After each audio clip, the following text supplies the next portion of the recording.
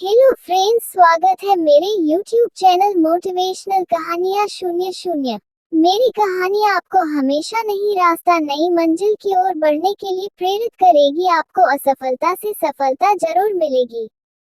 मेरी कहानी कभी कभी इमोशनल होगी और कभी कभी रोमांटिक भी होगी, तो चलिए कहानी का आनंद लेते हैं।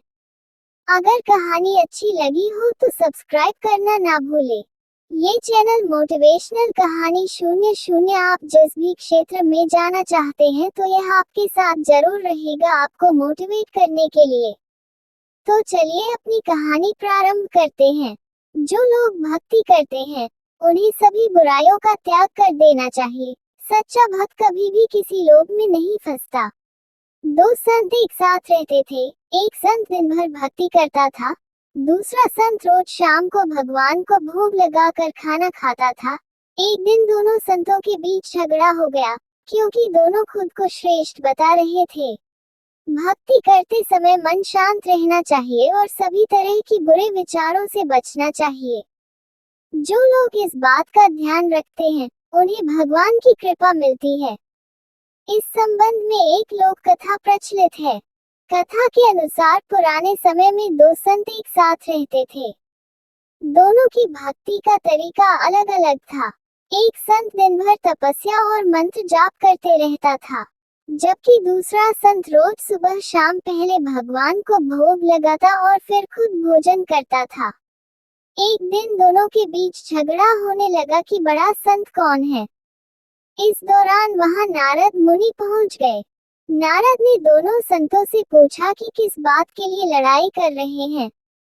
संतों ने बताया कि हम ये तय नहीं कर पा रहे हैं कि दोनों में बड़ा संत कौन है। नारद ने कहा कि ये तो छोटी सी बात है, इसका फैसला मैं कल कर दूंगा। अगले दिन नारद मुनि ने मंदिर में दोनों संतों की जगह के पास हीरे की एक एक अंगूठी रख दी। पहले तप करने वाला संत वहां पहुंचा। उसने एक अंगूठी देखी और चुपचाप उसे अपने आसन के नीचे छिपाकर मंत्र जाप करने लगा। कुछ देर में दूसरा संत भगवान को भोग लगाने पहुंचा।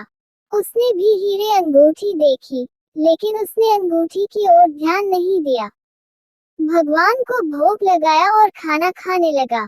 उसने अंगूठी नहीं उठाई। उसके मन में लालच नहीं जागा, क्योंकि उसे भरोसा था कि भगवान रोज उसके लिए खाने की व्यवस्था जरूर करेंगे। कुछ देर बाद वहां नारद जी आ गए। दोनों संतों ने पूछा कि अब आप बताएं कि हम दोनों में बड़ा संत कौन है। नारद ने तपस्या करने वाले संत को खड़े होने के लिए कहा। जैसे ही वह संत खड़ा हुआ तो उसके आसन के नीचे छिपी हुई अंगूठी दिख गई। नारद मुनि ने उससे कहा कि तुम दोनों में भोग लगाकर खाना खाने वाला संत बड़ा है।